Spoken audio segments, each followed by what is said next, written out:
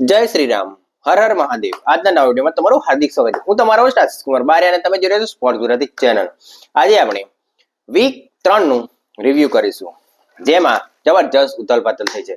Chennai super Kings, Mumbai Indians જેવી ટીમો પ્લેઓફના રેસમાંથી બહાર થવાની બહુ જ ખરાબ સ્થિતિમાં છે. 5 ટાઈમ ચેમ્પિયન મુંબઈ ઇન્ડિયન્સ અને ચેન્નાઈ સુપર કિંગ્સ છેલ્લા 8મા અને 9મા નંબર પર છે. જ્યારે વાત કરવામાં આવે ગુજરાત ટાઇટન્સ બીજા નંબર પર પહોંચી ગયું છે. પહેલા નંબર દિલ્હી કેપિટલ્સ અને 10મા નંબર પર સનરાઇઝર્સ હૈદરાબાદ, જેને આ વખતે બધા ગુંડાઓ બહુ પાવરફુલ આમ ધુમાડા કાઢી નાખે, પણ એ લોકો સનરાઇઝર્સ હૈદરાબાદ 10મા નંબર પર છે. આપણે રિવ્યુ કરીએ. મુંબઈ ઇન્ડિયન્સ અને કેકેઆર વચ્ચેની મેચમાં મુંબઈ ઇન્ડિયન્સનો જબરજસ્ત વિજય થયો હતો. 8 વિકેટથી જીત્યું હતું, જેને 16 ઓવરમાં મેચ પૂરી કરી નાખી હતી. જેમાં સૌથી જબરજસ્ત બેટિંગ કોને કરી હતી? સૂર્યકુમાર યાદવે 300 થી બેટિંગ કરી હતી.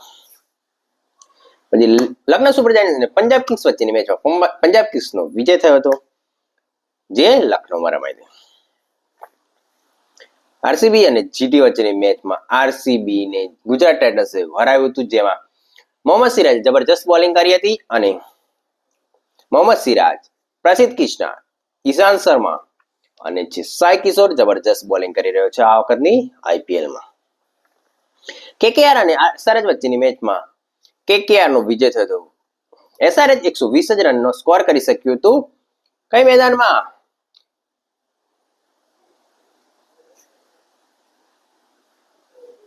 200 નો સ્કોર કર્યો હતો કેકેઆર, જેને ચેઝ કરતા 120 રનમાં ઓલ આઉટ થઈ ગયું હતું સનરાઇઝર્સ હૈદરાબાદ. એલએસજી અને એમઆઈ વચ્ચેની મેચમાં એલએસજી જીતી ગયું હતું. એમઆઈ ની જબરજસ્ત સૌથી ખરાબમાં ખરાબ બેટિંગ. તિલક વર્મા ટૂંક 23 બોલમાં 24 રન. તેથી તિલક વર્માને 19મી ઓવરમાં 19.5 ઓવર પછી આઉટ કરવામાં આવ્યો. પછી પાછો મોકલી દીધો. એની જગ્યાએ હતો મિચેલ સેન્ટનર. સીએસકે અને ડીસી વચ્ચેની મેચમાં દિલ્હી કેપિટલ્સ વિજય થયો હતો અને દિલ્હી કેપિટલ્સ પહેલા નંબર પર પહોંચી ગયું. જે દિલ્હી કેપિટલ્સ એકમાત્ર એવી ટીમ છે જે એક પણ મેચ હારી નથી.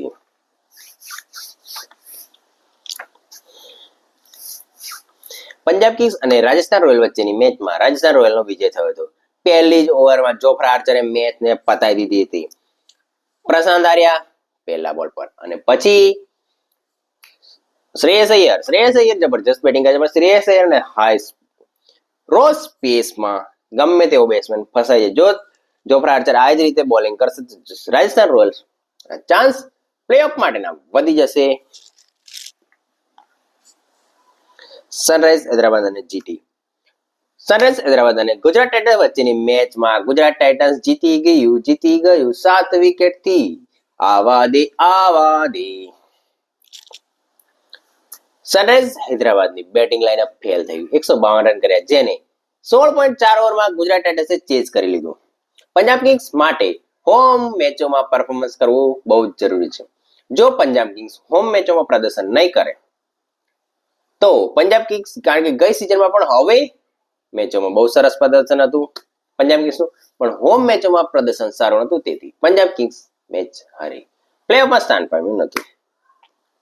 બીજું, હોમ ગ્રાઉન્ડમાં આરસીબીએ પણ સારું પ્રદર્શન કરવું પડશે. જો હોમ ગેમમાં સારું પ્રદર્શન નહીં કરે તો આરસીબી પણ ફેંકાઈ શકે છે. મુંબઈ ઇન્ડિયન્સ ગ્રુપ ડિવાઈડ થઈ ગયા છે હાર્દિક પંડ્યા સામે, કારણ કે મુંબઈ ઇન્ડિયન્સ 2024ની આઈપીએલમાં હાર્દિક પંડ્યાને રોહિત શર્માની જગ્યાએ કેપ્ટન બનાવવાથી વિવાદ કરી રહ્યો. તેના કારણે મુંબઈ ઇન્ડિયન્સ બહુ ખરાબ સ્થિતિમાં પહોંચી ગયું છે. જો પોઈન્ટ ટેબલની વાત કરીએ, પહેલા નંબર પર દિલ્હી કેપિટલ્સ, બીજા પર ગુજરાત ટાઇટન્સ, ત્રીજા પર આરસીબી, ચોથા પર પંજાબ કિંગ્સ, પાંચમા પર એલએસજી, છઠ્ઠા પર કેકેઆર, સાતમા નંબર પર છે રાજસ્થાન રોયલ્સ, આઠમા નંબર પર મુંબઈ ઇન્ડિયન્સ, નવમા નંબર પર સીએસકે અને 10મા નંબર પર છે એસઆરએચ.